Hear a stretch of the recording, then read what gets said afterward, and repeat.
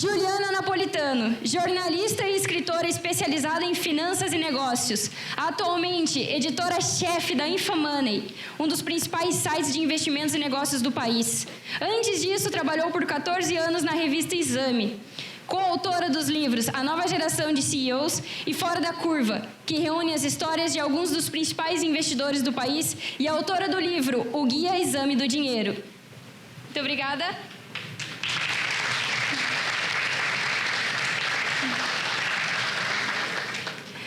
Sara Delfim, carreira de 21 anos como analista de investimentos em renda variável, classificada de 2007 a 2017 entre os melhores analistas do setor de infraestrutura, aviação e bens de capital por investidores institucionais pela Institutional Investor Magazine. Trabalhou no Bank of America Merrill Lynch de 2008 a 2017, Banco Bear Stearns de 2001 a 2008, Indosuez de 2000 a 2001 e Banco Votorantim entre 97 e 2000. Formada em Economia na FIA USP em 96 e no início de 2008 saiu do Merrill Lynch e fundou a Dahlia Capital, gestora de recursos com foco em ações. Muito obrigada.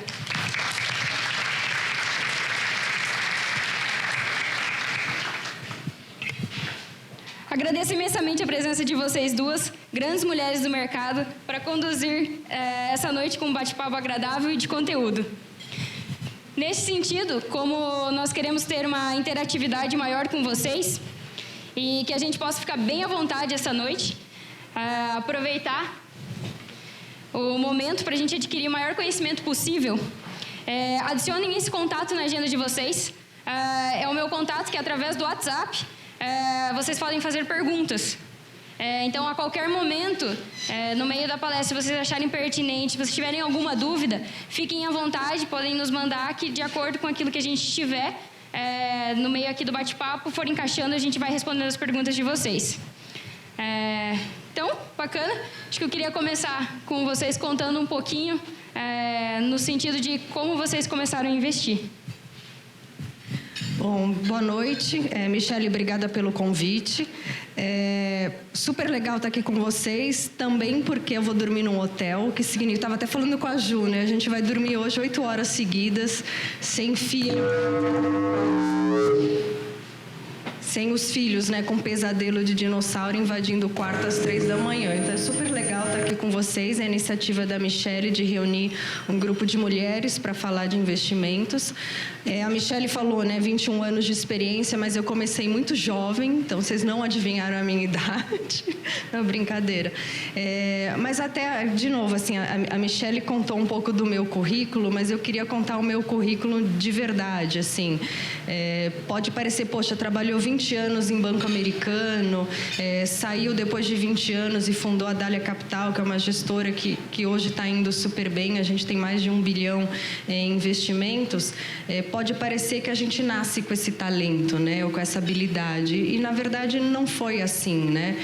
Eu estava até contando para as meninas antes, a minha família é uma família de classe média.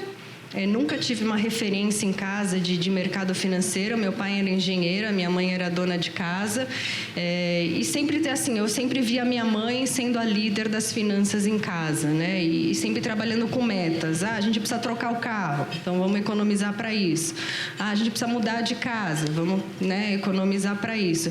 Então, quando eu cheguei na faculdade, meu pai falou, bom, se vira, né? Agora você vai fazer estágio, você vai trabalhar, você vai ganhar seu dinheiro, você vai, então, ter as suas metas e você vai fazer os seus investimentos.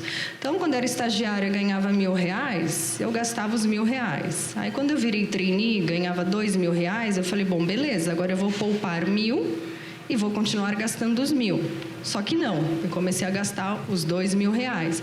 E meu pai falava, minha filha, assim, não importa o quanto você ganha, importa o quanto você gasta. E eu achava que era uma frase feita, né, de pai e mãe, tentando dar lição de moral, mas na prática era isso mesmo. E cada um tem a sua ferramenta de como economizar, né? Tem gente que tem cartão de crédito e lida bem com ele, não gasta muito. Eu sempre fui uma pessoa muito generosa, assim, então eu sempre gastava e sempre com os outros, né? Nunca era comigo. E até que eu decidi, falei, bom, eu preciso comprar um carro, não aguento mais ir de carona para a faculdade, eu preciso economizar. Então, dos R$1.000 que eu ganho, dos R$2.000 que eu ganho, eu vou poupar metade, a outra metade eu vou ter que me virar para fazer tudo que eu gosto de fazer no mês. É ir no cabeleireiro, manicure, é sair com o namorado, sair para jantar com as amigas. E aí a ferramenta que eu encontrei foi o Clips. Clips mesmo, assim, Clips. Então, eu pegava meu salário de estagiária, guardava metade, a outra metade eu fazia o clips da manicure, o clips da balada, o clips do jantar com as amigas e botava aquilo na bolsa e saía. Aí ia na manicure, pegava o clips, dava o dinheiro da manicure. Ia na balada, tirava o dinheiro do clips da balada e me divertia. Se eu fosse 2 vezes na semana na manicure, a última semana do mês eu não teria para ir na manicure. Isso durou uns 2 anos, né? Até que eu fui assaltada, roubaram todos os meus clips. Mas eu já estava acostumada naquele ritmo de poupar metade do meu salário e aprendi a viver com metade, assim. Então, antes da gente pensar em investimentos, aonde investir, é importante a gente ter essa reeducação financeira, saber poupar, saber gastar. Eu acho que até é um passo importante antes de saber investir, assim. Então, o aprender a poupar e a investir não foi fácil, né? Não nasci com essa habilidade, com essa vocação, foi ao longo do tempo que eu fui me interessando mesmo, e por isso também decidi fazer faculdade de economia, e foi aí que eu ganhei mais afinidade, intimidade com o mercado financeiro, né? Então, era só esse passo atrás que eu queria falar um pouco da minha biografia, do meu currículo, assim, esse é meu currículo real, assim, foi no dia a dia, na prática, que eu aprendi a poupar e a investir. Mas qual que era a sua pergunta? O intuito era esse mesmo, para você contar um pouquinho. E para a Juliana agora explorar um pouquinho também como foi esse primeiro contato com o mercado de investimentos. Claro. Bom, primeiro, obrigada pelo convite. É um prazer enorme estar aqui com vocês, falar um pouco sobre investimentos. Pode ser que vocês não acreditem, mas eu realmente gosto muito desse assunto. O meu começo com investimentos foi um pouco parecido com o da Sara. Eu também, quando era trainee na Editora Abril, eu gastava todo o meu salário. E gastava e tal, resolvi comprar um carro, até que a revista em que eu trabalhava, que chamava Meu Dinheiro, era um filhote da revista Exame, fechou. Todos os jornalistas foram mandados embora e foi num período horrível para a Editora Abril, mais um período horrível para a Editora Abril, que várias revistas estavam sendo fechadas, os jornalistas demitidos e tal. Então, eu me vi sem emprego e sem um tostão no banco e com uma dívida do carro para pagar. E aí eu falei, bom, choque de realidade. Então, primeiro eu vou resolver essa situação e depois isso nunca mais vai acontecer, porque a partir de então eu vou poupar uma parte da minha renda e faço isso desde então. É claro que assim, meu salário aumentou muito desde essa época, mas a poupança não aumentou na mesma proporção. Acho que os gastos sempre aumentam mais do que a poupança. Mas ainda assim, nunca mais me vi nessa situação de, poxa, ter uma dívida enorme, gastar tudo que eu ganho e não conseguir me planejar. Acho que o objetivo da gente contar essas histórias aqui no começo é mostrar justamente a importância da poupança, né? A importância, enfim, de ter o mínimo do planejamento financeiro para entrar no mundo das finanças, mas esse realmente é o ponto de partida, quer dizer, você precisa ter de onde partir para começar a investir. Depois disso, o fundamental é fazer um bom planejamento financeiro para esse dinheiro. Então, assim, por que eu estou guardando dinheiro? Quais são os meus objetivos? O que eu quero com isso? Quais são os objetivos de curto prazo, médio prazo e longo prazo? E, a partir de então, fazer bons investimentos, porque, assim, poupar realmente é o ponto de partida. Se o investimento não for bem feito, uma boa parte do seu esforço vai para o lixo, assim, ou vai engordar o lucro dos bancos, ou vai ficar aplicado no investimento financeiro ruim. Então, nosso objetivo é justamente mostrar a importância de fazer bons investimentos para justamente fazer esse esforço render. Bacana. As duas contaram, vou aproveitar para fazer um comentário aqui também. Elas contaram que elas eram gastadeiras, né? Talvez aqui nem todo mundo seja gastadeira, então eu vou contar um pouco da minha história. Eu sempre fui muito controlada e então eu era muito mão de vaca. Incrivelmente, desde pequenininha, o meu negócio era o meu porquinho. Eu vivia para engordar aquele porquinho. Então, desde muito cedo, eu sempre me interessei por esse mercado de entender, de querer buscar entender um pouco mais sobre o dinheiro. Então, vocês comentaram assim, gastava muito. Eu, quanto ganhava, ganhava, guardava. Hoje, infelizmente, com casa e tudo mais, família, para a gente também estar contribuindo dentro de casa, não é tão assim, mas a gente consegue, pelo menos dentro da nossa casa, a gente consegue estabelecer um percentual da nossa renda para ser destinada a investimentos pensando no longo prazo. Então, isso é uma forma que eu consegui conduzir dentro da minha casa junto com o meu marido, porque ele era o gastão. Então, eu tive que educá-lo financeiramente dentro de casa. E aí eu consegui convencer ele que era melhor ele começar a poupar para ele trabalhar menos. Então, aí eu consegui convencer ele que ele pode se aposentar antes e a gente viver de renda. Então, essa é uma das experiências que eu compartilho aqui com vocês. Mas, efetivamente, então, vamos começar.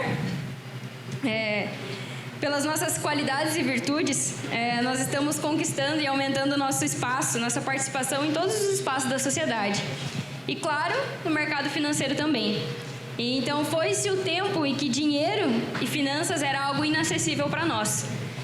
Eu queria começar com a Juliana, nos falando um pouco da importância da mulher na participação da gestão do patrimônio ou até mesmo no comando deste patrimônio sem a figura masculina. Claro. Bom, planejamento financeiro, como eu falei um pouco mais cedo, é vital, acho que para homens e mulheres.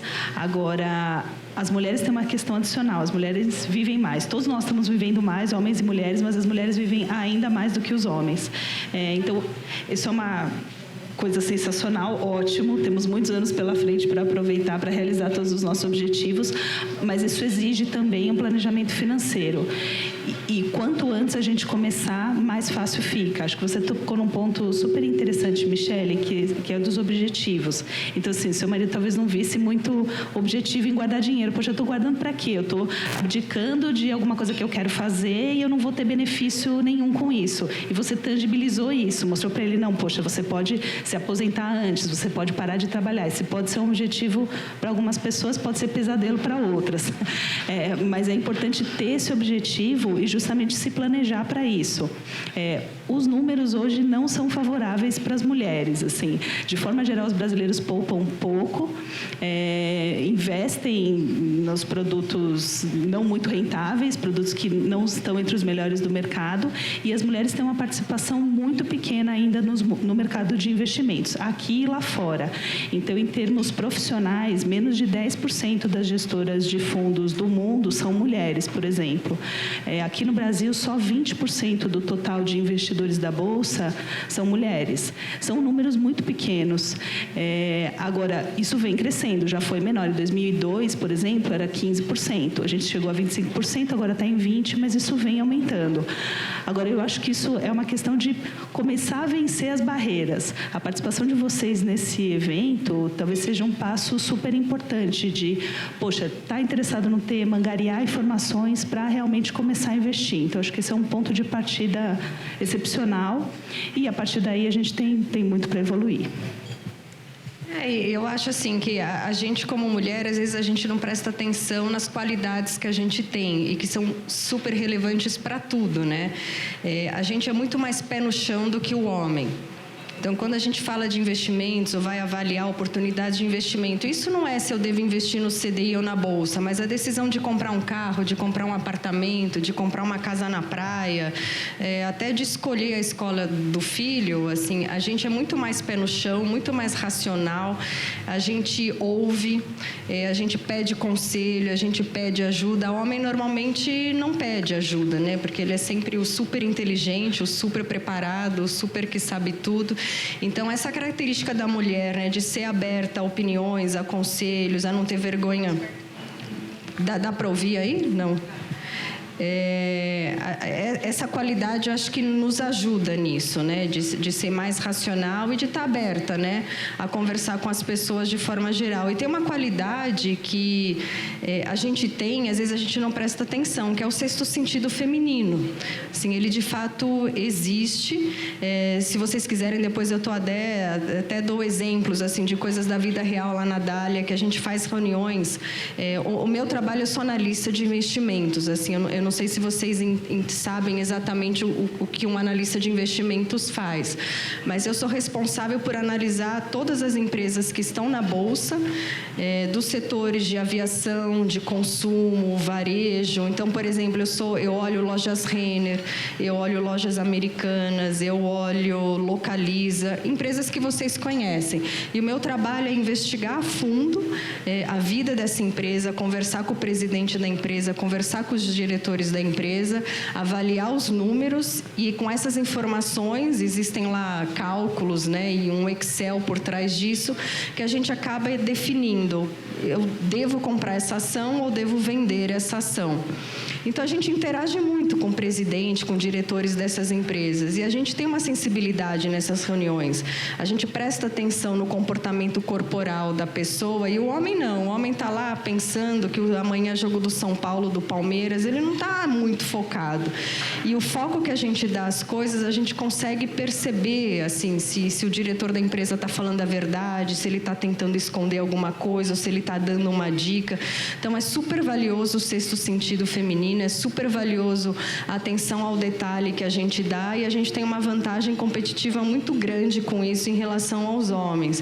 Então, como a Juliana falou, hoje a mulher ela ainda não é relevante no mundo dos investimentos, mas tem todo o caminho assim para ser vencido com as habilidades que a gente tem, o conhecimento que a gente tem, e depois a gente vai falar um pouquinho de mercado, né? Que isso também, a situação hoje do Brasil vai favorecer bastante que a gente aprenda algumas coisas diferentes sobre investimentos.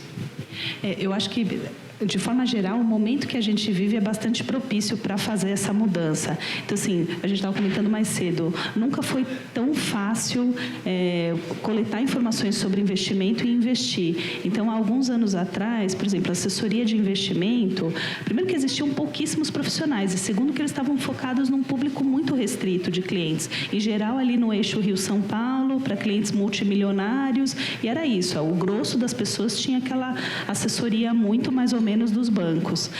Isso se multiplicou, vocês são um exemplo disso. Além disso, plataformas como a XP e outras disponibilizam fundos como os da Sara para todos os tipos de investidor. Então, assim, ficou mais fácil, tudo está mais acessível. É claro que isso cria uma angústia também, porque é muita informação, são muitos fundos, quer dizer, o que eu vou fazer?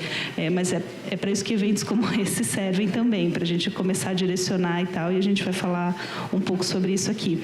Eu queria mostrar, não sei se agora é esse slide, a Sara fez uma conta super legal, mostrando a importância de fazer bons investimentos. Então, assim, como que você ganha pouco se você ficar no beabá, se você não se informar e não buscar investir melhor o seu dinheiro. É uma conta que leva em consideração o fato dos juros estarem historicamente baixos no Brasil, quer dizer, a Selic nunca foi tão pequena. Se você investir R$100 mil num fundo DI com uma taxa elevada, o seu rendimento pode ser muito pequeno. A gente pode colocar esse slide? Você quer falar, Sara, já que a conta é sua? Se você quiser super voltar. Interessante. Acho que vamos contextualizar ali até chegar no... Desculpa, pulei umas etapas. Desculpa. Fiquei empolgada com essa conta, que eu acho ela muito boa. Não, esse aqui é um gráfico que a gente gosta de mostrar, que é justamente assim, o Brasil sempre foi um país de juro muito alto. E aqui esse gráfico até compara o juro no Brasil com outros países da América Latina. Então, quando você tem uma situação de juro muito alto, onde em 10 anos você pode multiplicar por 11 o volume do seu investimento, só deixando o dinheiro no CDI no banco, seja o Itaú, seja o Bradesco, qualquer banco. Você não precisaria fazer nenhum esforço, em 10 anos se multiplicaria por 11 vezes. Em qualquer outro país da América Latina, no mesmo período, se multiplicaria por 2 vezes ou 3 vezes, que também é muito. Mas, assim, comparado com o Brasil, assim, o Brasil era um juro muito, muito alto. Então, ninguém se preocupava, né? Por que eu vou pesquisar? Por que eu vou estudar? Por que eu vou ler sobre finanças se sem fazer esforço eu ganho 1% ao mês? Só que a realidade do Brasil mudou. a partir de 2017, né? O juro de 1% ao mês, ele de fato ele acabou. E ele não deve voltar tão cedo, ou talvez nunca mais volte esse cenário de 1% ao mês para o Brasil. O juro vem caindo, vai continuar caindo. A gente pode até depois conversar o porquê que a gente acredita nisso. Então, num ambiente de juro muito baixo, e foi o exercício aqui que a Ju levantou, que é o próximo slide, se você colocar hoje R$100 mil num produto de CDI, em qualquer banco, deixar ele ali por 1 ano, depois de você tirar as taxas, tirar os impostos e tirar a inflação, porque a inflação é importante, mesmo que baixa, R$100 hoje, você vai tentar gastá-los daqui a 1 ano, você não vai comprar a mesma quantidade de coisas. Então, você pode R$100 mil hoje, depois de tudo isso, inflação, impostos e taxas, você vai ter um rendimento de menos de R$50 depois de 1 ano. Quando a gente montou esses números, a gente falou, não, será que é possível? É isso mesmo? E a gente fez a conta de trás para frente, de frente para trás, e é isso. Você ganha menos de R$50 livre de impostos e taxas. Porque o juro que era 20% ao ano, agora ele é 6% ao ano. E os impostos continuam altos e as taxas que os bancos tradicionais cobram também continuam altos. Então, o brasileiro, né, que estava ali acostumado ao juro garantindo a sua poupança futura, vai ter que reaprender a investir. Se é um produto de ações, se é um produto multimercado, se é comprar dólar, se é comprar fundo imobiliário, vai depender muito da personalidade e do perfil de cada investidor. Existem centenas, dezenas de diferentes produtos, mas acho que a mensagem mais importante é que vai ser muito difícil alguém fazer uma poupança hoje investindo puramente nos juros. De novo, os juros hoje são 6%, a gente acha na Dália que ele vai para baixo de 5% até o final do ano. Então, a gente já ganha pouco, vai ganhar menos ainda. E é o que a Ju falou, assim, a XP ajuda muito nessa reeducação financeira, que a gente vai ter que reaprender a investir o nosso dinheiro, a não deixar ele parado, né, no CDI, rendendo R$50 por ano. E tem ali uma plataforma cheia de produtos e fundos que serve para cada perfil de cliente, o perfil mais conservador, o perfil mais moderado, o mais agressivo. Quem precisa do dinheiro para daqui a 1 ano, talvez não seja interessante investir em ações. Mas se é um cliente que, eu quero deixar esse dinheiro com certeza parado por 10 anos, talvez um fundo de ações possa valer a pena. Então, é isso que a gente está aqui para discutir. Assim, todo mundo aqui está tendo que reaprender a investir a sua poupança, porque o CDI não dá mais. Não sei se a Ju quer completar ou a Michelle alguma coisa. Tem uma pesquisa, a Prudential ela é a maior seguradora independente que atua aqui no Brasil. E ela realizou uma pesquisa com as mulheres e 70% das mulheres se consideravam poupadoras ao invés de investidoras. Então, até 2016, quando a nossa Selic era 14, ótimo ser poupador.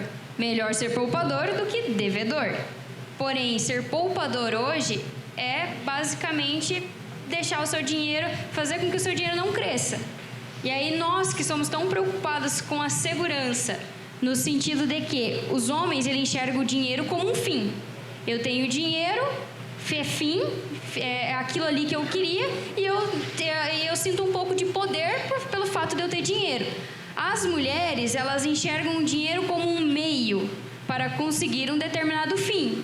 E nós pensamos muito mais no dinheiro como uma segurança para a nossa família, para nós termos alguns luxos, mas não como dinheiro como uma forma de poder. E nesse sentido, né, pensando nessa segurança, quando a gente pensa que se a gente for deixar o nosso dinheiro no banco, rendendo a cada R$100 mil, R$50, a gente não está pensando numa segurança no longo prazo. Porque a gente está deixando de ganhar R$500, às vezes, ao invés de 50, e lá no futuro, lá no longo prazo, quando a gente vê os nossos filhos crescidos ou os nossos netos e pensar no nosso dinheiro lá na frente, já foi o período. A gente deixou de construir, de colher esse resultado agora por uma falta, às vezes, de conhecimento E aí vem todo o nosso trabalho e a proposta que eu e a Patrícia fizemos com esse evento, de trazer vocês mais perto do mercado financeiro para entender que segurança também é cuidar bem do nosso dinheiro. Não é simplesmente deixar ele de lado ou pensar que a gente vai utilizar ele para proteção só da nossa família e esquecer de rentabilizá-lo melhor. Claro, porque o risco, quer dizer, as pessoas pensam muito no risco das ações, o risco de mudar, mas existe o risco de não fazer nada também. Então, por exemplo, deixar 100 mil reais investido no banco rendendo 50 reais, quando ele poderia render 100 ou 150, quando você acumula isso ao longo dos anos, a perda é significativa. Isso é um grande risco, né? É um grande risco investir mal o patrimônio. Então, faz realmente muita diferença investir nesse planejamento.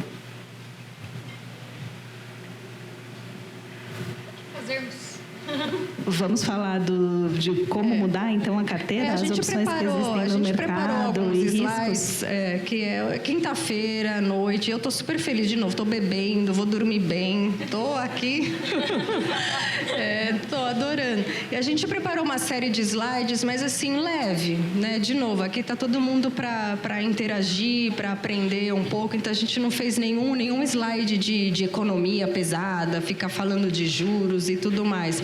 Então, se a Michele puder ir passando, aí vai ajudando a gente a relembrar, né, tudo que a gente tem que falar. Exatamente. Né, e só para lembrar, assim, a gente está super aberta às perguntas, até porque a gente não se conhece, a gente não sabe as dúvidas de vocês, as angústias ou as sugestões e tal. Então, quem quiser, enfim, não quiser mandar para o WhatsApp, mas quiser levantar a mão e falar, por favor, fiquem super à vontade. Teve uma pergunta bem bacana aqui, que uma das nossas convidadas pediu para a gente explicar o que é o CDI, Boa. o que é a taxa Selic, que é uma dúvida aqui, eu acho que é dúvida de muitas, acho bacana. Pode explicar, Sara, por favor. Não, vamos lá, vou tentar assim, de forma bem rápida e simples. Quem determina, né, a taxa de juro no mercado é o próprio governo, né, o valor, né, a rentabilidade que ele põe nos títulos públicos, nos títulos que o governo põe no mercado, né, para se financiar. Então, o governo põe esse dinheiro no mercado, ele paga juros para vocês aceitarem esses títulos e aí ele pega esse dinheiro e usa para outros fins. Então, hoje, a taxa Selic que o mercado, né, que o governo sinaliza ao mercado, que ele disponibiliza esses títulos, está em 6% ao ano. Isso é o retorno bruto, né? Sem descontar, então, os impostos, inflação e tudo mais. O retorno hoje, qualquer brasileiro teria em comprar um título público ou de deixar esse dinheiro aplicado num banco, que nada mais. Quando você coloca no CDI do Itaú, o que Itaú está fazendo é investido em títulos públicos que te pagam esses 6% ao ano. Se você for colocar no mesmo produto do Bradesco, o Bradesco também vai te pagar os mesmos 6% ao ano, que é o valor que os títulos públicos estariam rendendo no mercado. Então, independente do banco, o retorno hoje seria de 6% ao ano. E a gente acha, na Dália, que esse juro vai cair para baixo de 5%, porque você tem uma economia que está muito fraca, não está crescendo, o desemprego ainda é muito alto, e você não tem inflação. A inflação está bem controlada. Então, quando você junta desemprego, baixa inflação e um crescimento de PIB muito fraco, é uma combinação boa para que o Banco Central continue cortando os juros para estimular a economia. Então, a gente acha que esse juro até o final do ano vai para 5%. Bacana. Juliana, comentando? E isso, na verdade, assim, esse investimento em títulos públicos é um dos mais conservadores do mercado. Então, em geral, quando as pessoas começam a investir, começam ou por títulos públicos ou pelos fundos DI. Agora, com o juro a 6, ou se ele for a 5, o peso que a taxa que o banco cobra para administrar o dinheiro adquire um impacto muito relevante. Então, só para fazer uma conta bem simples de padaria mesmo, com 6% ao ano, se o banco cobra uma taxa de 2%, o retorno cai para em torno, tá? Só para a gente ficar em números redondos, não é exatamente isso, mas cai para em torno de 4%. Tirando o imposto, quer dizer, você tem um rendimento menor do que a inflação. Isso significa o quê? Que você não consegue nem manter o seu poder de compra ao longo dos anos. Então, e é uma informação que às vezes as pessoas acham um detalhe, a taxa de administração, 2% é um negócio baixo. Não é baixo, é altíssimo, é muito caro, principalmente para um fundo que tem um trabalho de gestão muito básico, né? Que é comprar título público, é diferente do trabalho da Sara Sara, poxa, que ela vai lá, analisa as empresas, vê cenário, traça projeção, tenta estimar o que a empresa vai fazer no futuro. O fundo DI é comprar título público, é um negócio que qualquer um aqui pode fazer entrando no Tesouro Direto. Então, vale a pena olhar os custos antes de investir. Nas plataformas de investimento, você encontra fundos DI com taxa de 0,2%, 0,3% para aplicações mínimas muito baixas, assim, de R$10 mil, às vezes até menores que R$10 mil. Então, assim, vale a pena ser detalhista, sabe? Prestar atenção, buscar assessoria, especialmente num momento de juros tão baixos. Bacana essa colocação das taxas de administração para fundos de renda fixa. Realmente é um absurdo quando a gente pensa que está deixando 2% para os gestores administrar, quando eles vão entregar no máximo 6%. Então, é diferente de quando você entrega 2% para um gestor de um fundo de ações que vai te entregar 20%, 30%, 40% ao ano. Então, essa conta, ela é válida, sim, com certeza. A gente tem que reparar nessa taxa. E aqui entra um dos diferenciais da XP. Porque como nós somos uma plataforma aberta de investimentos, então a gente tem dezenas e dezenas de fundos de investimento. Então, a gente tem aí mais de 200 fundos diferentes dentro da nossa plataforma e a gente vai estar buscando para o cliente exatamente os fundos que vão ter menores taxas e maiores retornos. Porque, assim como no vídeo foi colocado ali pelo Rogério e pelo Guilherme Benchimol, o assessor, ele está interessado no futuro do cliente. A gente não quer carregar o cliente por 1 ou 2 anos. Costumo falar para as minhas clientes, eu quero te atender, eu quero atender os seus pais, eu quero atender os seus filhos daqui a alguns anos. Então, a gente faz todo esse trabalho pensando no longo prazo.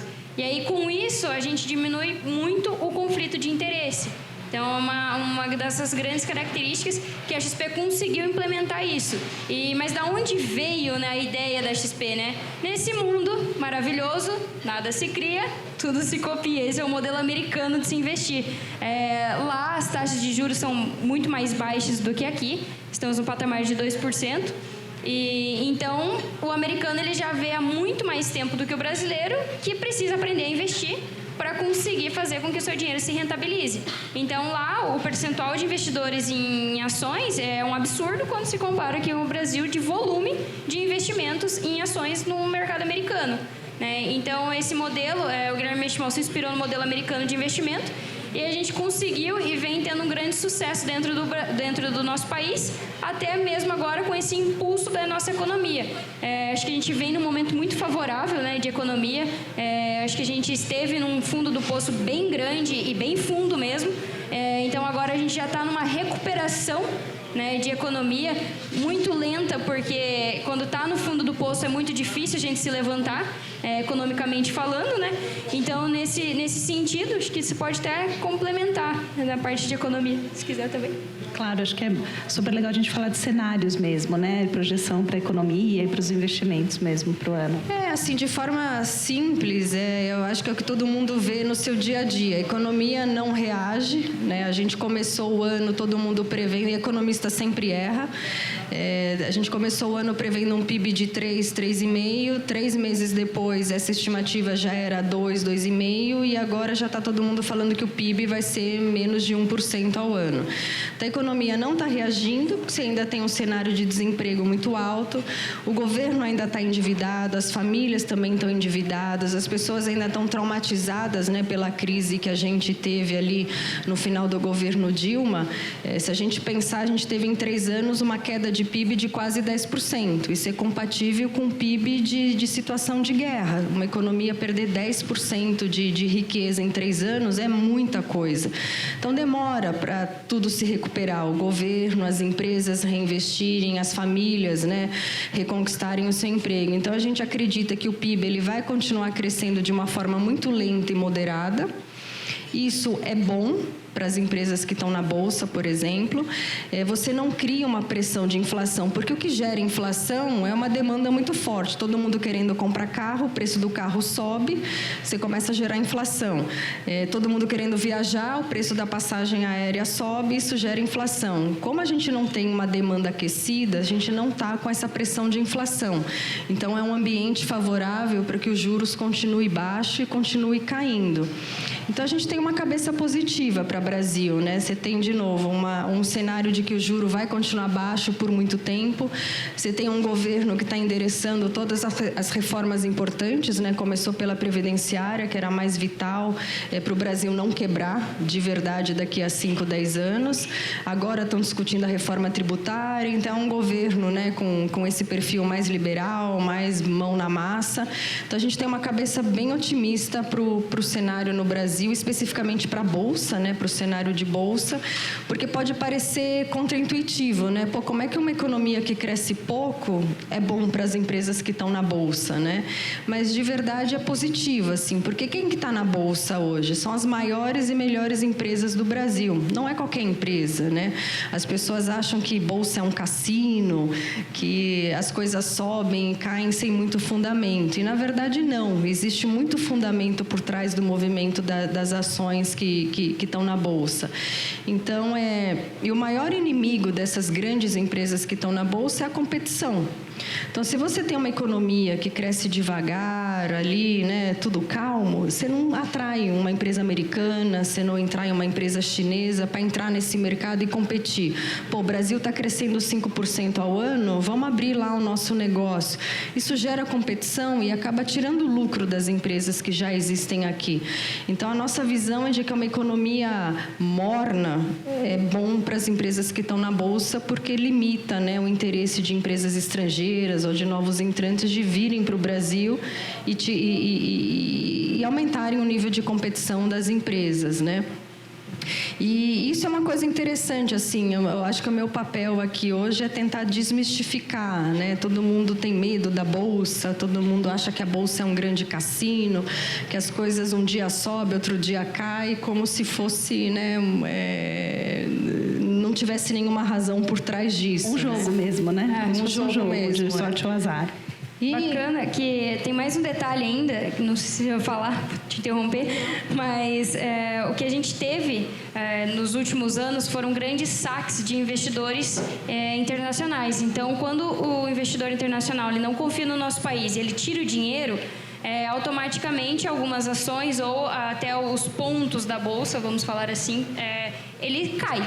Então, não é porque os pontos caíram que o nosso rendimento vai cair. Mas, de alguma forma, isso pode impactar. E esse dinheiro, com a retomada da economia, a reforma da Previdência sendo aprovada agora no Senado, encaminhando a reforma tributária, esse dinheiro, ele tende a voltar para os países emergentes e com foco no Brasil.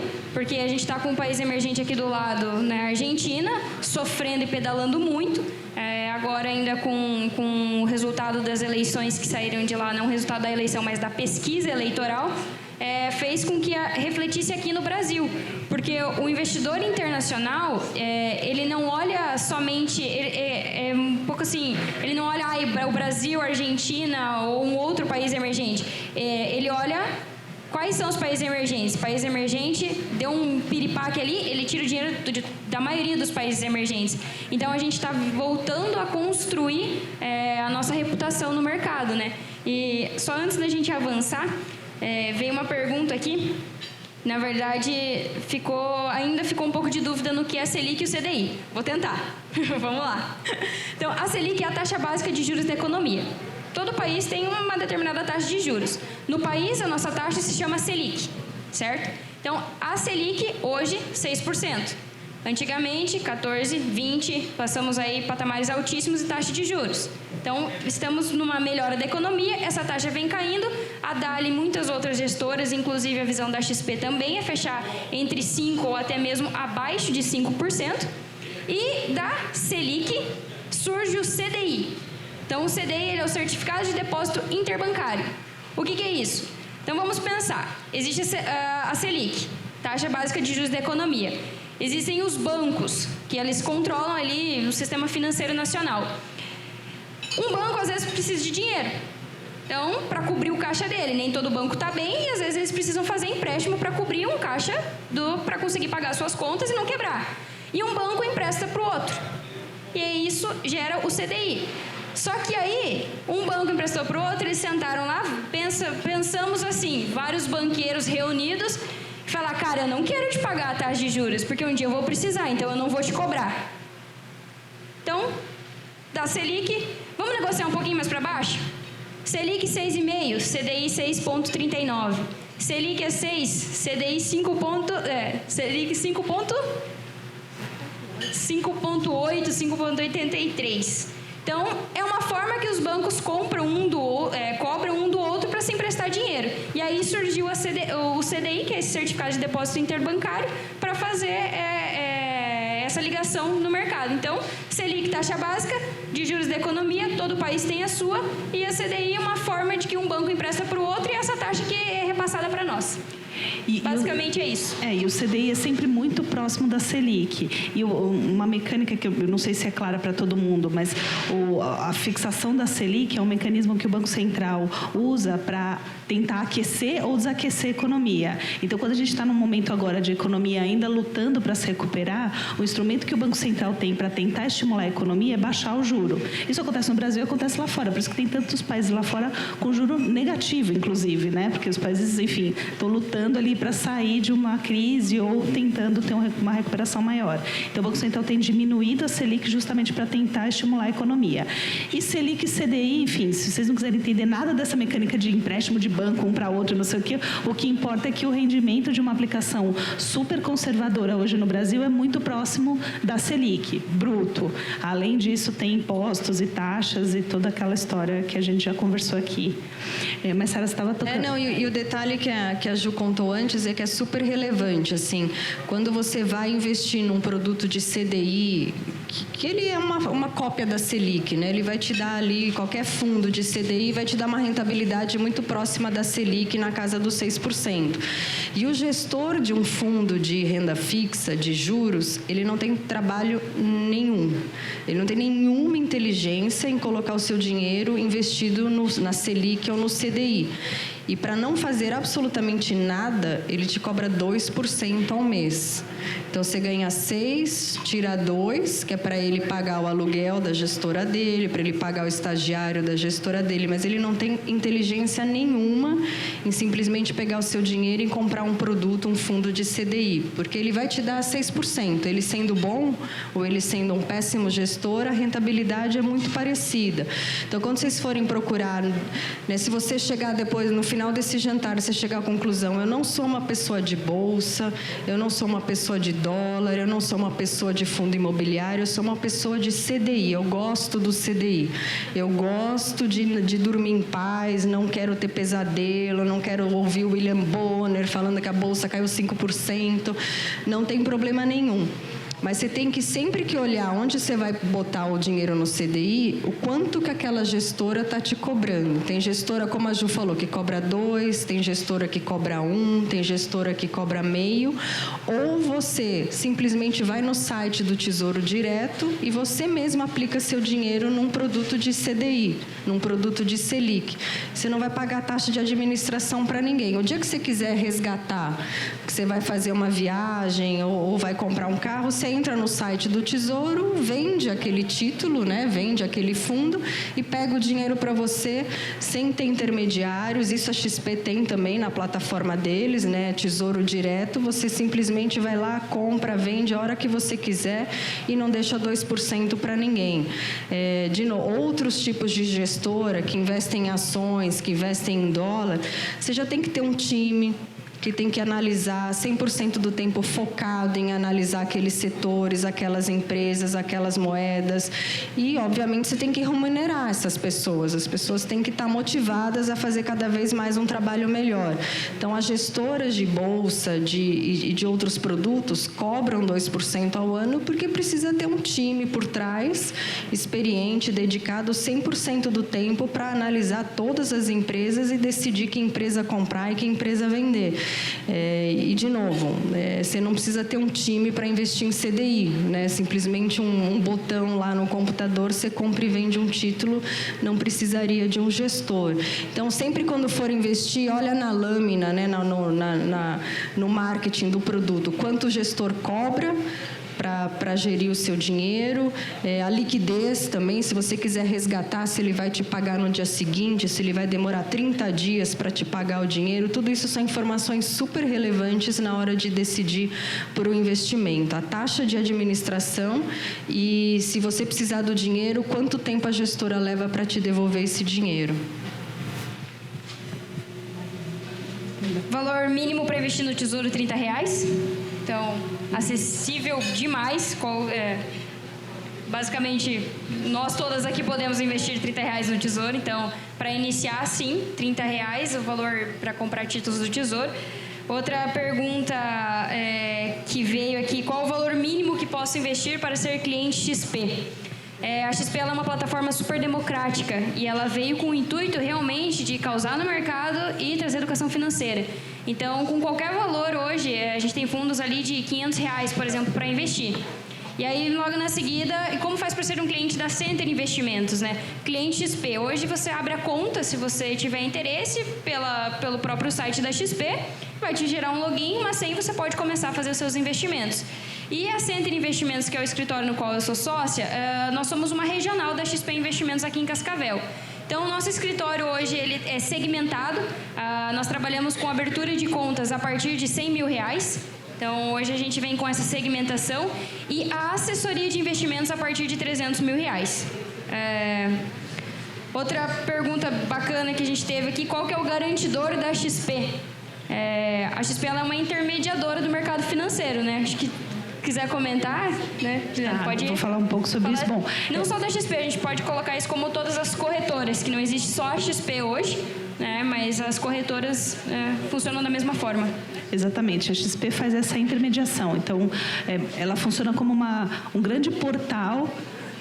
No passado, ela já se colocou desse jeito que eu vou falar. Hoje, ela dá uma curadoria, mas é como se fosse um supermercado financeiro. Então, assim, em vez de você ter que ir lá na fábrica e comprar o arroz do fabricante, você vai ao supermercado e eles têm várias marcas de arroz. A XP criou esse supermercado com vários produtos financeiros, fundos, títulos, etc. Então, o dinheiro não fica na XP. O dinheiro, quando você investe, por exemplo, no fundo da Dália, o dinheiro vai para a gestora Dália e, por sua vez, o dinheiro não fica lá na Dália também. A Dália usa esses recursos para comprar ações, títulos públicos e outros ativos.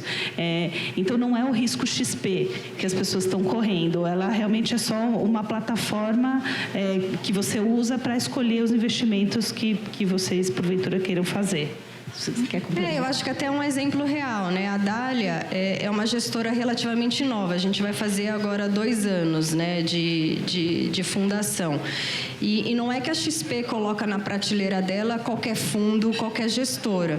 Quando a Dália nasceu, foi um namoro longo entre a Dália e a XP. A XP foi no nosso escritório, conheceu o nosso gestor, conheceu o time de analistas, entendeu o produto, entender aonde a gente investe, como a gente investe, qual o nível de risco que a gente toma nos nossos investimentos. Foi um namoro longo, até que a XP, né, viu, né, que a gente tinha ali um time experiente, um time maduro, estava performando super bem, tinha uma filosofia de investimento interessante, falou: olha, então tá bom, então Dália, a partir de agora você vai estar aqui na nossa prateleira da XP e a gente vai identificar, através dos escritórios da XP e dos assessores, os clientes que têm um perfil para investir na Dália.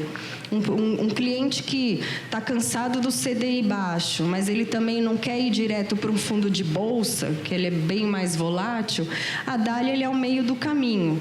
A gente é um fundo multimercado, a gente faz ações, mas também complementa com renda fixa, que é como fazer uma proteção, porque a bolsa ela é volátil. Um dia ela sobe 2 dias, sobe 3, depois ela cai.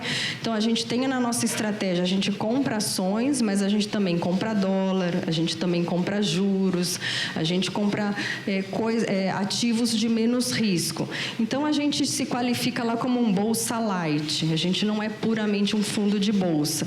Então, a XP, investiga essas gestoras do mercado, vê as gestoras que ela mais gosta, né, do time de analistas, de gestores, os produtos que são bons, bota lá na prateleira dela, e aí os assessores têm esse trabalho de falar, olha, a Dália é um fundo bom para a Ju, ela tem um perfil de investimento de mais longo prazo, ela entende dos riscos que esse produto tem, mas como ela não vai usar essa poupança pelos próximos 3 anos, a Dália é um bom produto. Então, esse é o trabalho do assessor, como a Michele, dentro da prateleira da XP, achar produtos e fundos que sejam bons para cada um, porque cada pessoa tem uma história, cada pessoa tem uma meta, cada pessoa tem um horizonte de investimento. Então, não é fácil entrar no crivo, na prateleira da XP. Eles, de fato, fazem um trabalho de investigação das gestoras muito bem feito, e as gestoras que estão ali, no geral, têm muita qualidade, são pessoas bem experientes, e aí é o trabalho do assessor identificar qual o melhor produto para cada cliente que ele tem no escritório. Eu só queria complementar, dizer o seguinte, como investidora, eu acho que um dos meus principais objetivos é escolher bons gestores, porque muitas vezes as pessoas começam a investir e querem, poxa, eu vou escolher ação, eu vou analisar, eu acho que a Ambev é uma ótima opção, ou, poxa, eu vou começar a fazer day trade e tal. Cara, eu não me acho capaz de fazer nada disso. Eu não tenho tempo e eu não tenho conhecimento suficiente para fazer isso. Eu escrevo sobre investimentos, que é muito diferente de fazer análise de investimentos. Então, o que eu faço é tentar escolher bons gestores com o meu assessor de investimento e também pesquisando sobre a estratégia, e não só olhando o retorno passado, porque obviamente o retorno passado não garante absolutamente nada, mas a filosofia de investimento, a solidez do gestor, a estratégia que ele adota, eu acho que esse é um excelente jeito de começar a investir e diversificar, e para quem já começou a diversificar o patrimônio. E como a Sara disse, a XP faz essa seleção, o assessor de investimento faz essa seleção, e aí você delega esse trabalho para quem entende do assunto, né, para um profissional. O desafio é escolher o bom profissional, como escolher um médico, né? Enfim, existem muitos médicos, tem médicos bons e médicos ruins. Com gestor de recursos é a mesma coisa. Mas quando você encontra um bom gestor, a capacidade desse gestor de gerar retorno no longo prazo é excelente. A Dália não tem um histórico tão longo, mas nesse histórico que ela tem, gerou um retorno excepcional para os clientes. Depois a Sara vai mostrar o gráfico. Mas tem alguns gestores, eu vou citar um aqui que é um ícone do mercado, acho que é o ídolo de muita gente, que é o Luiz Stuhlberger, que é o gestor da Verde. Só para vocês terem uma ideia, esse fundo abriu em 97. Desde então, ele rendeu em torno de 15.000%. 15.000%. O CDI, acho que deu 1.000%, 2.000% nesse período. Então, olha o retorno que ele gerou. CDI. Exatamente. É o seguinte, você vê se essa conta está certa. Se você colocou R$10.000 lá nessa época, você saiu com mais de 1 milhão, né? 1,5 milhão. Então, olha o que ele gerou de retorno para o investidor. Ele também cobra 2% de taxa de administração, mas acho que ninguém reclama de pagar essa taxa de administração. Então, acho que esse pode ser um bom jeito de começar, assim, no mercado. Acho que, só para fechar, que vai responder essa pergunta com isso que a gente falou, os passos iniciais, por exemplo, para investir na Bolsa de Valores, né? Eu, particularmente, prefiro fundos de ações. A gente pode acessar diretamente e comprar ações. Mas vamos lá, nosso trabalho é o nosso trabalho, né? E não, às vezes, investir ações. A gente não está conectada com o mercado o tempo inteiro. A gente não está conversando com os CEOs dessas empresas. A gente não sabe se são empresas que realmente estão com um propósito de continuar no mercado. A gente pode analisar alguma coisa, analisar... Poxa, olhei o balanço, acredito que a empresa está bem, olhei gráficos, acredito que realmente essa ação vai subir, posso comprar as ações. Mas se a gente não detiver o conhecimento suficiente, no curto ou no longo prazo, a gente vai se dar mal. E os fundos de ações, eles são especialistas para fazer isso. Então, não é só a Sara que está lá, ela tem uma equipe por trás dela que está, enquanto ela está aqui no evento, eles estão acompanhando o que está acontecendo no mercado americano, no mercado chinês. Ela está aqui fazendo evento, mas tem toda uma equipe por trás de economistas, de traders, de analistas que vão fazer esse trabalho. Então, é muito mais fácil a gente escolher bons fundos de ações e, dessa forma, indiretamente, a gente vai estar realmente comprando as ações e que a gente acredita que quando a gente olha o desempenho, não tiramos o mérito, claro, de quem compra e ações. Eu tenho uma parte da minha carteira em ações e tenho uma parte da minha carteira em fundo de ações. Né? Mas, por exemplo, hoje eu não faço ideia o que aconteceu com a minha carteira de ações. Porque eu passei o dia inteiro indo, vai, sobe, desce, busca isso, traz aquilo, para fazer o evento acontecer. Então, se a gente não tem o tempo de ficar olhando e realmente o nosso trabalho é ganhar dinheiro com o nosso trabalho. Como que a gente ganha dinheiro hoje? É com o nosso empreendimento, com os nossos imóveis, às vezes, que estão alugados. A gente precisa estar cuidando efetivamente disso. E hoje a gente tem formas de melhorar a nossa rentabilidade e deixar para quem sabe melhor do que nós cuidar do dinheiro. Eu queria falar um pouco sobre risco, porque a gente está falando aqui das coisas boas, né? O ótimo retorno da Dália, os 15.000% do verde, mas nem sempre é assim. Quer dizer, tem alguns anos que a Bolsa cai 20%, 30%, 40%, e nesse momento a reação de muitos investidores é falar, não acredito no que aquelas três falaram naquele evento, me convenceram a investir em ações, eu perdi 40%, ou 10%, ou 20% do que eu tinha. E isso, assim, inevitavelmente vai acontecer. Talvez não seja uma perda de 40%, mas quando você começa a fazer investimentos de maior risco, você está, obviamente, correndo mais risco. E risco funciona para cima e funciona para baixo. Então, é super fácil falar, é difícil fazer isso na prática, mas o fato é que quem resolver correr risco, não quiser ficar no conforto do CDI, vai ter que estar, de alguma forma, preparado para esses altos e baixos, psicologicamente e também financeiramente. Isso significa o quê?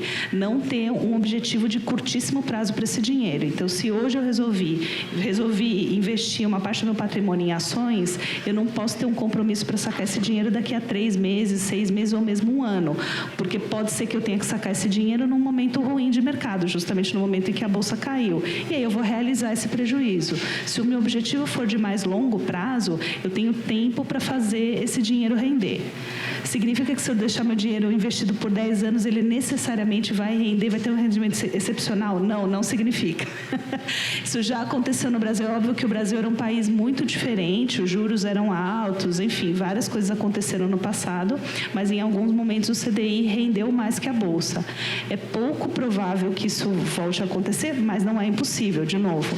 Agora, isso eu estou olhando o comportamento médio do mercado, estou comparando o Ibovespa, se vocês quiserem até a gente pode explicar melhor o que é o Ibovespa, mas estou comparando o Ibovespa, que é um índice que mede o retorno médio da Bolsa, com o CDI. E, nesses momentos, em alguns períodos, o Ibovespa foi pior do que o CDI. Agora, alguns gestores, voltando para a história dos bons gestores, mesmo em momentos ruins de mercado, se eles são bons, eles conseguem gerar bons retornos para os clientes, mesmo em momentos complicados. Então, assim, não é simples, não é preto no branco, não é assim, poxa, resolvi investir melhor e amanhã o meu retorno vai melhorar, mas a tendência é que, pensando mais sobre o assunto e fazendo investimentos com uma boa assessoria e com responsabilidade, esse retorno seja melhor num prazo um pouquinho mais longo. Mas eu queria que a Sara falasse um pouco sobre isso, sobre o que é risco. Antes de você falar, estão elogiando seu gráfico. Eles perguntaram se isso é da sua gestão e... Parabéns, inclusive, pelo retorno. Não, obrigada. Esse gráfico é só para realmente mostrar, assim, quantificar um pouco visualmente para vocês a diferença de um fundo que investe em ações, um fundo diversificado, e o CDI, que é essa linha amarela. De novo, o CDI com 6% de retorno ao ano, esse gráfico ele é desde quando a gente começou o fundo, que é maio do ano passado. A gente está acumulando 35% de retorno, já líquido aí de taxas.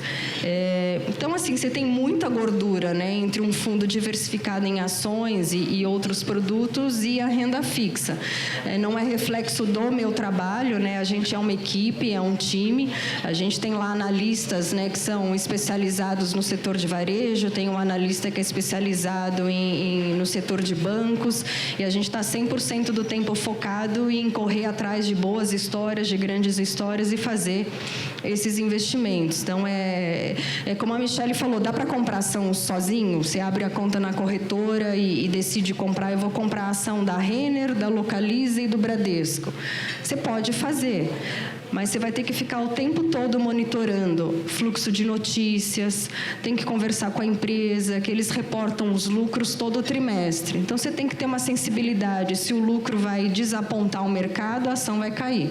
Se o lucro surpreender as expectativas do mercado, a ação vai subir. Então, é um trabalho constante, diário, de ir atrás da notícia.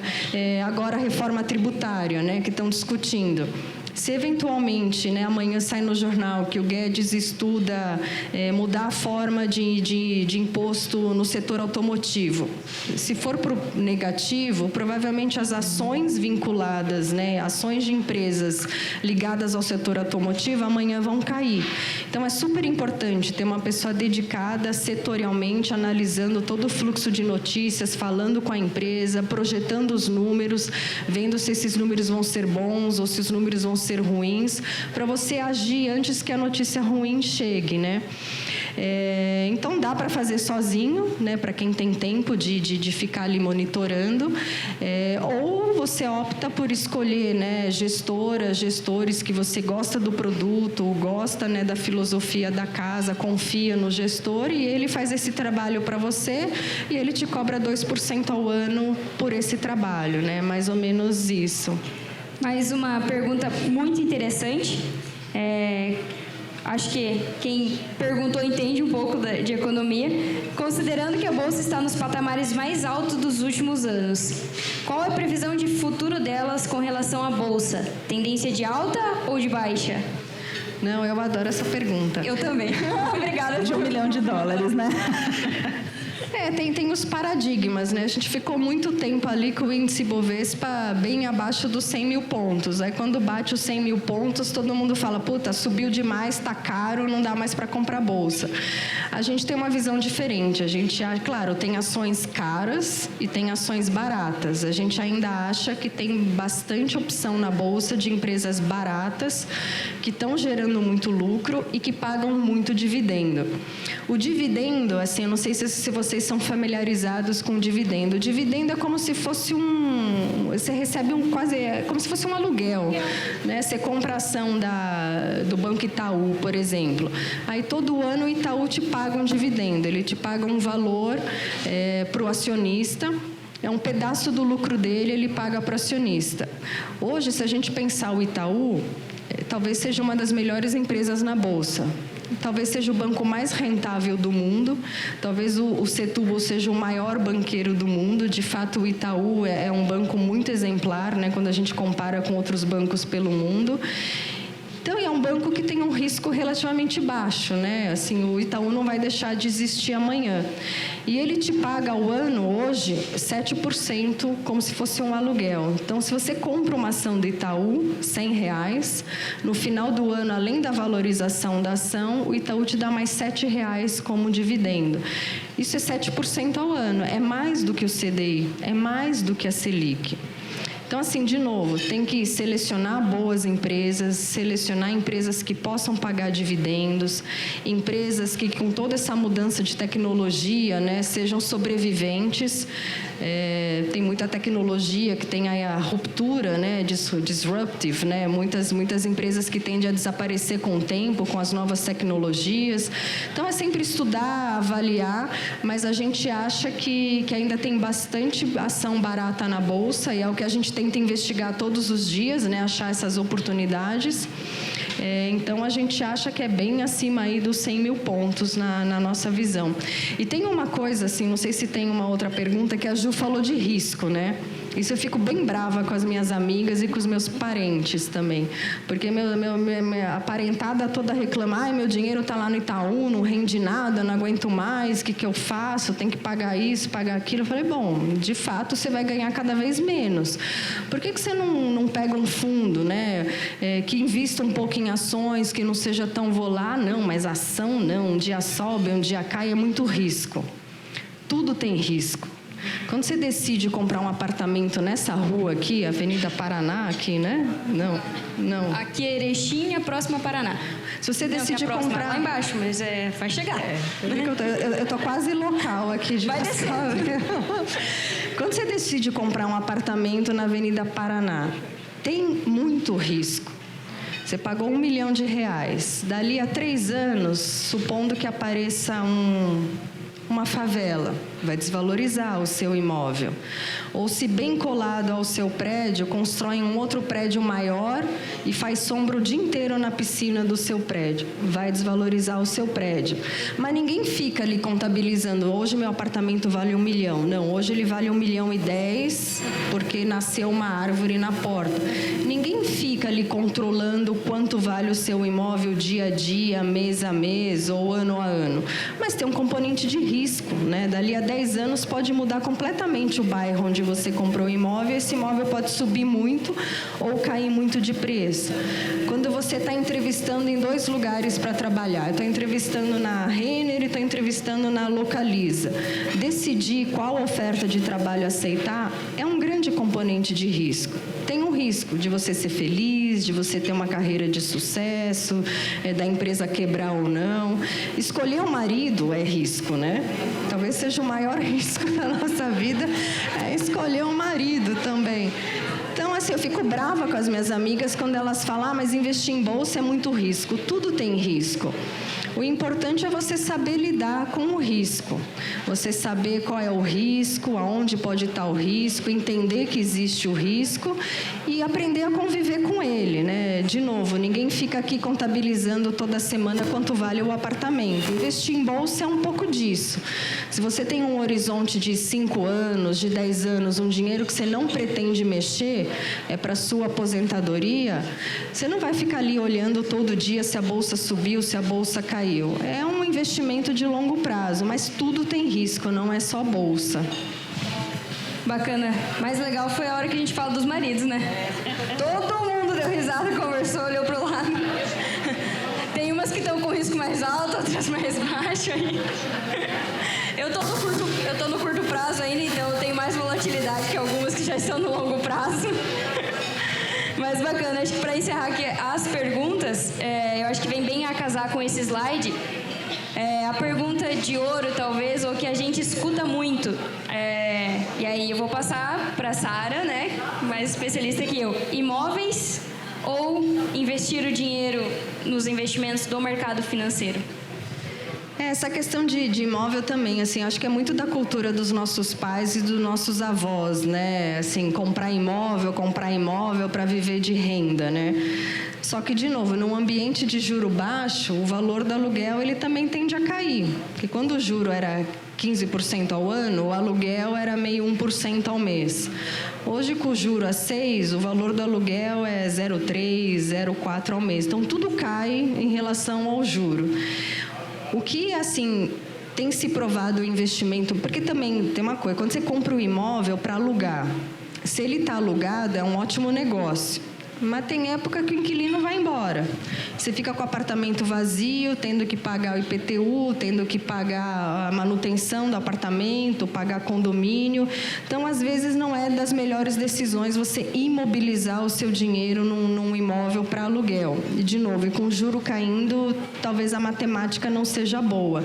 O que está acontecendo e está ganhando cada vez mais relevância, e tem muitos produtos, são fundos imobiliários. É como se você estivesse comprando imóveis, e aí diversos imóveis, não só um, né? Os fundos imobiliários, eles são pacotes, né, de vários ativos. Tem ativo residencial, tem outros fundos imobiliários que são só de galpões, tem fundos imobiliários que são de agências bancárias, né? Por exemplo, o Banco do Brasil fez no passado, ele pegou todas as agências bancárias dele e colocou num pacote num fundo imobiliário. Então, o fundo era rentabilizado pelos aluguéis dessas agências. Quais são as vantagens do fundo imobiliário? Você está investindo em imóveis e apostando na valorização dos imóveis, Você recebe como se fosse um aluguel, porque ele te paga todo mês uma rentabilidade, um percentual do valor investido. Você não tem o risco da desocupação, né? Você não tem o risco do inquilino, de você ter que pagar, né, os custos de um imóvel vazio. E tem o maior benefício de todos, ele é isento de imposto de renda. Então, você, quando investe no fundo imobiliário, você não paga imposto. Então, quando você tem um imóvel e aluga esse imóvel, e assumindo que todo mundo declare isso no imposto de renda, você paga imposto quando você aluga um imóvel. Então, de novo, assim, obviamente que eu puxo sardinha para ações, porque o meu fundo é um fundo de bolsa. Mas eu acho que o mais interessante, e eu acho que a mensagem importante tem vários produtos no mercado. Cada cliente, né, cada investidor tem o seu perfil de risco e de horizonte, mas o mais importante é diversificar. Eu não tenho todo o meu dinheiro na Dália. Nenhum dos sócios tem todo o seu dinheiro na Dália. A gente também diversifica. A gente tem uma boa parte da nossa poupança investida nos fundos da Dália, mas a gente tem um pouco, né, do nosso dinheiro na física em fundo imobiliário. A gente tem um pouco de fundo cambial. Você está no Brasil, né? Assim, tudo que acontece na China, tudo que acontece nos Estados Unidos influencia o valor do dólar e o valor do real. Então, é sempre interessante ter um pouco de dólar na carteira. Então, acho que o importante é diversificar. A gente não recomenda a ninguém ter todo o seu dinheiro na Dália, a gente não recomenda a ninguém ter todo o seu dinheiro num fundo imobiliário ou num fundo de CDI. É diversificar, é ter 25% em cada tipo de produto, ter 30% em cada tipo de produto que você gosta, ou que você conhece, porque um mês um fundo vai bem, outro fundo vai mal, e as coisas se compensam, e na média a gente acha que é uma estratégia vencedora a médio a longo prazo. Mas fundo imobiliário hoje, vocês prestem bastante atenção, porque é um ótimo produto, vale muito a pena ver. Eu só queria acrescentar uma coisa sobre imóveis. Tem um dos grandes investidores do Brasil, ele se chama Guilherme Afonso Ferreira. Teve bastante sucesso investido em ações, foi de conselhos de várias empresas, inclusive da Petrobras, e ele falava que ele nunca tinha tido um imóvel na vida. Na verdade, ele teve um imóvel só, que ele comprou quando ele casou, aí ele se separou e ficou com a ex-mulher, e desde então ele nunca mais comprou nenhum imóvel, porque ele falou que era o pior jeito que ele achava de colocar o dinheiro dele. Por quê? Porque ele falava assim, primeiro, eu não consigo vender um banheiro. Então, assim, se eu tenho um imóvel e por alguma razão eu precisei de dinheiro, mas eu não preciso de todo aquele dinheiro, eu preciso de uma parte, eu não posso vender um banheiro, vender uma sala. Ou eu vendo tudo ou eu não vendo nada. Fora isso, não tem liquidez. Então, assim, você pode chegar um dia no mercado e passar meses para tentar vender um imóvel. E, além disso, o preço não é transparente. Então, ele não é negociado em bolsa, ele não é negociado em nenhum lugar. Quer dizer, você depende de uma negociação privada com um corretor no meio que, no limite, pode te dar o preço que ele quiser. Então, ele falava, olha, você pode ter um imóvel porque você acha que é mais confortável, porque você tem a sua segurança psicológica, mas como investimento, na opinião dele, é o pior investimento que existe no mercado. E se a gente pensar nessa geração millennial, né, que ninguém quer ter carro, ninguém quer ter imóvel, vai ser muito difícil vender imóvel no futuro, né? A gente tem que pensar nisso, né? Hoje em dia, quando lá, né, o Wall Street do Brasil é a Faria Lima lá em São Paulo. Você anda por lá, esses jovens que entram no mercado financeiro, ninguém quer comprar carro, ninguém quer comprar apartamento, todo mundo quer ter o dinheiro, a liquidez, investido em fundos imobiliários, investido em fundo de ações, investido em CDI, diversificar, porque tem essa dificuldade. Um dia você quer vender, mas ninguém quer comprar, nem o seu carro, nem o seu imóvel. Então, é um risco, né? E, de novo, tudo tem risco, né? Não é só... Bacana. E veio uma pergunta aqui para mim de composição de carteira. Então, a gente já está se encaminhando para o final do nosso painel. E vamos encerrar, então, com essa composição de carteira. Então, aqui a gente tem um exemplo, por exemplo, de uma carteira conservadora, que é basicamente a renda fixa, ficar naqueles fundos DI, rendendo a taxa básica do mercado. Dentro de alguns fundos da XP, a gente conseguiu entregar para o cliente 10%. Numa janela ali de março de 2018 até julho de 2019. No banco, tranquilinho, sem fazer nada, e no fundo DI do banco, eles entregaram 9%. Então, no mesmo produto, tomando o mesmo risco, só que com uma gestão eficiente. E aí a gente vai para uma carteira moderada. A gente já consegue fazer frente ao CDI 18%. 18 contra... Ali está numa janela um pouco menor, mas é 18 contra 8. E assumindo um risco com parte do seu patrimônio. Então, qual que é a ideia e o que a gente comenta com os nossos clientes? É sustentabilidade nas suas carteiras de investimento. Não é fazer loucura, né? Pegar todo o seu dinheiro porque agora a bolsa vai subir e vou enfiar todo o seu dinheiro lá porque vai dar certo. Isso a gente não precisa fazer. Deixa os loucos fazerem isso por nós, que aí eles movimentam a bolsa e a gente consegue ganhar com isso. Beleza. Mas nós, com assessoria de investimento e voltado para a sustentabilidade da sua carteira, é montar uma boa base em renda fixa, um percentual da sua carteira sempre tem que estar em reserva de emergência, produtos com capital protegido, que não sofrem volatilidade se eles estão em períodos ruins, e a gente faz essa consideração com essa parte do patrimônio. O que é longo prazo? Vamos para ações, vamos para fundo multimercado, que é lá onde a gente vai realmente ganhar o nosso dinheiro. E para terminar, Juliana, você pode fazer o convite para mim? Claro, eu queria convidar uma cliente da Center, que, enfim, para tornar mais tangível todo esse discurso que a gente teve aqui, o objetivo é que ela conte um pouco da experiência dela como investidora e compartilhe lições, ensinamentos, erros com vocês. Queria chamar, então, a Cláudia Úrio, por favor, uma salva de palmas.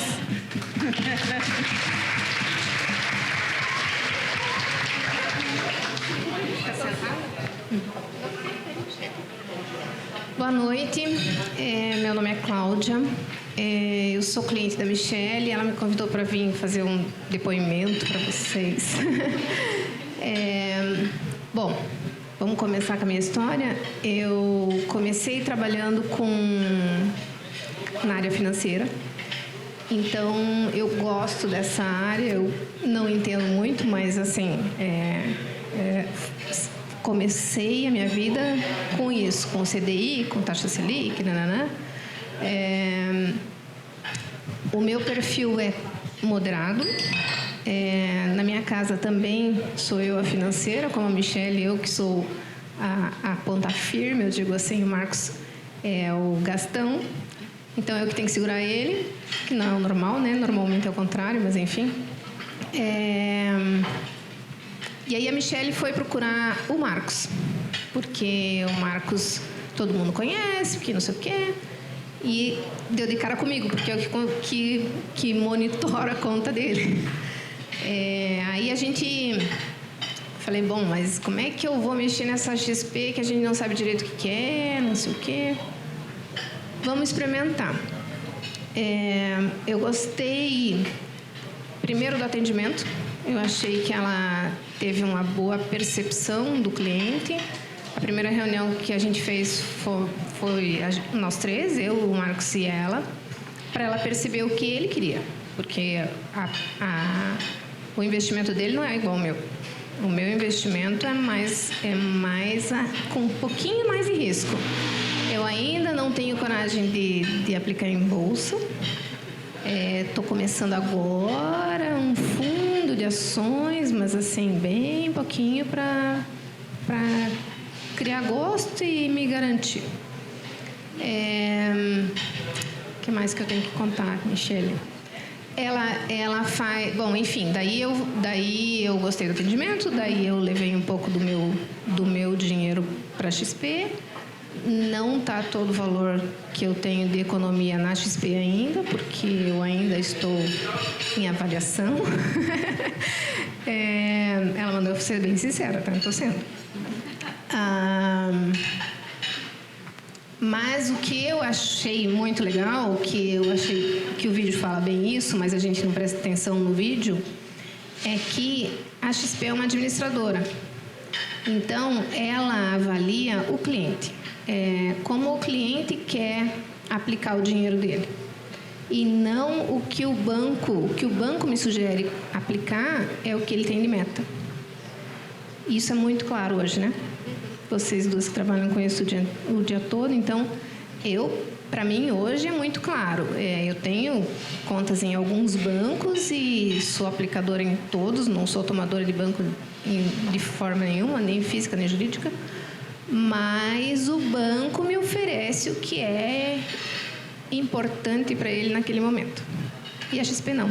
A XP faz a avaliação do cliente e me traz as opções boas para mim naquele momento. Depois disso, eu levei mais dinheiro para a XP, levei as poupanças que as minhas filhas tinham e a gente está com um valor razoável com a Michele. A Michele que faz a administração do dinheiro da família inteira hoje. O que mais que eu tenho que pensar? Deixa eu ver aqui o que eu tinha anotado que eu tinha que falar. Mas eu acho que é um pouco disso, assim, vou até levantar para fazer companhia para a Cláudia. É que santo de casa não faz milagre, assim, todo mundo pode achar, pô, a Sara deve dar dicas de investimento para a família toda. Só que não, assim, primeiro que lidar com parente é difícil, minha mãe não entende até hoje o que eu faço, a minha irmã também não. E eu fiz justamente isso, eu falei, olha, abre uma conta na XP, que algum assessor, né, vai entrar em contato e vai começar a te estudar. O que você tem de poupança? É 100 mil reais. Ótimo. Você quer investir esse dinheiro por quanto tempo? Não tem prazo, é longo prazo. Você gosta de mais risco, de menos risco? Você acompanha, não acompanha? Vai ver o perfil do cliente, vai ver o que o cliente quer fazer com aquele dinheiro e aí vai sugerir produtos, né?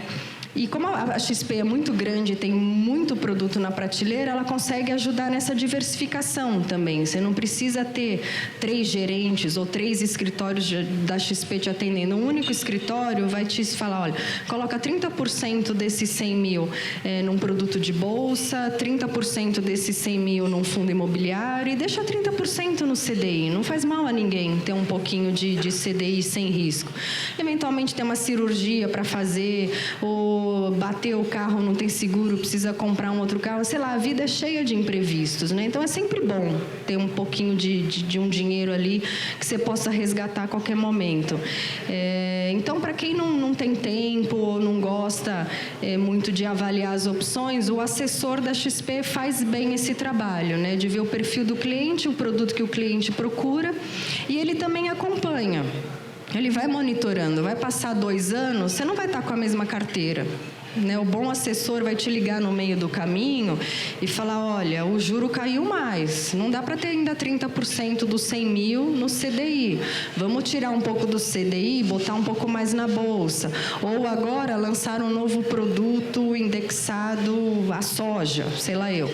Então, assim, o assessor, ele vai, né, olhando as opções no mercado, as coisas mudam, né? Cada ano tem novos produtos, né, novas opções de investimento e ele vai mudando a sua carteira de acordo com o mercado andar, de acordo com a sua mudança na vida também. De repente recebe uma herança, né?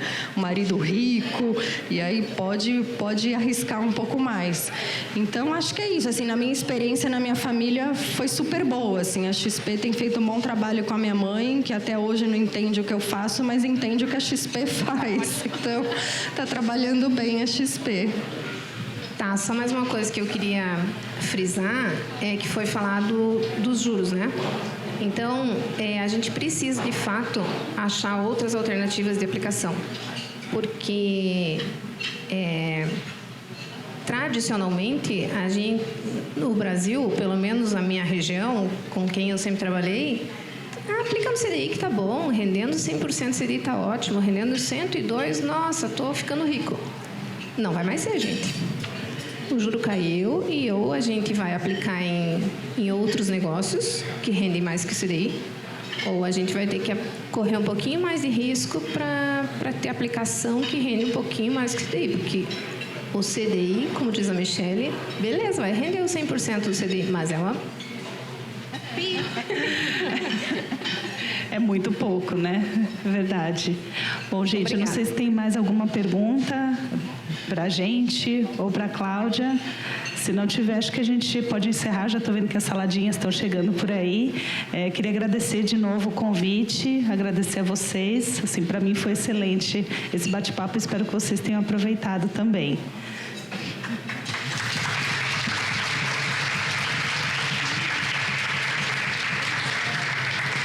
Queria convidar a Patrícia para a gente fazer o encerramento, então, do Investe Delas 2019. Acho que é uma proposta que a gente está eu e a Patrícia estamos trazendo para as mulheres. A gente não quer ficar só no primeiro ou no Investe Delas 2019.